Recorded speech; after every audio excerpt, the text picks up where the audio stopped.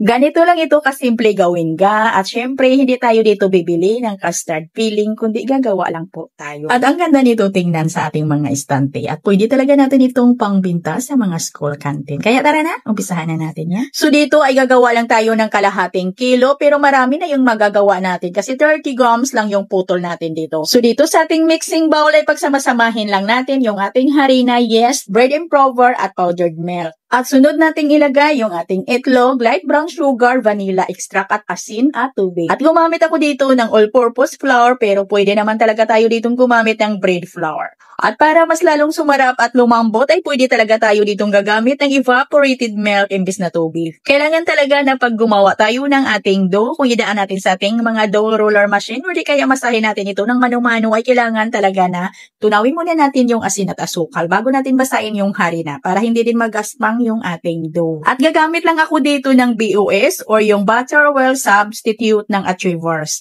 Maganda kasi ito mga kasi malambot at mabango yung ating dough. Kaso nga lang medyo may pricey po ito. May kamahalan pero worth it naman po. Ang sarap at ang bango. At pinangkinis ko yung dough sa dough roller machine. At pinutol ko ito sa 30 grams lang. At agad ko na itong pinigura ng pabilog. Hindi na ipakita natin yung pagputol at pagpigura kasi na bigla ko tayong nawala ng ilaw. At binasak ko lang ho yan ng tubig at lagyan natin ng streusel or yung ating toppings. Yung ating streusel recipe mga ga ay nasa video screen lang natin ay pagsamasamahin nyo lang yan ay may marami na po tayo niyang mga video. Pagsamasamahin nyo lang yung mga ingredients sa ating streusel and then lamas-lamasin hanggang sa magkaroon po tayo ng mga crumbs. At pagkatapos po natin itong maisalansan ay palaparin lang natin yung ating dough. At pagkatapos nito ay paalsahin lang natin. At habang nagpapaalsa tayo ng ating dough ay magluto tayo ng ating custard. So dito na meron tayong egg yolk, condensed milk at cornstarch. So dinhaluin muna natin yan bago natin lagyan ng evaporated milk.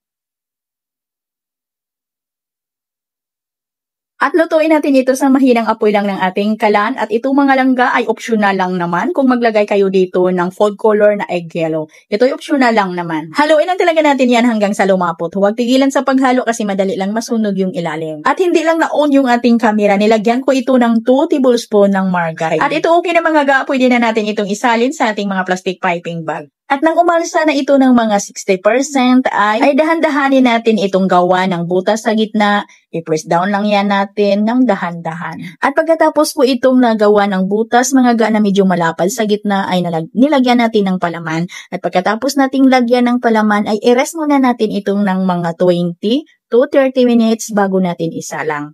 At lutuin natin ito sa may init ng ating oven na 180 degrees Celsius sa loob ng 15 minutos. At nang ito'y naluto na ay pinatungan ko yung ating custard ng caramel sauce.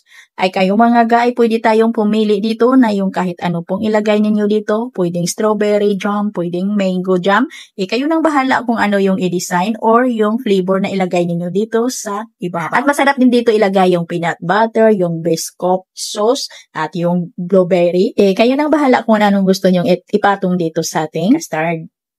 At ito'y optional lang naman pero maganda ding tingnan. Nagdas ako dito ng powdered milk. Ito yung puti sa ibabaw. At ulitin ko, 30 grams lang yung putol ng ating dough. Pero mas maganda pa rin ito tingnan pag malaki yung ating dough at malapad yung butas sa gitna at marami yung lagay na custard filling. Kaso nga lang, ito ay mura lang yung bintahan natin dito kasi 30 grams lang yung putol. At hanggang dito lang tayo mga ga. Maraming salamat at bye-bye!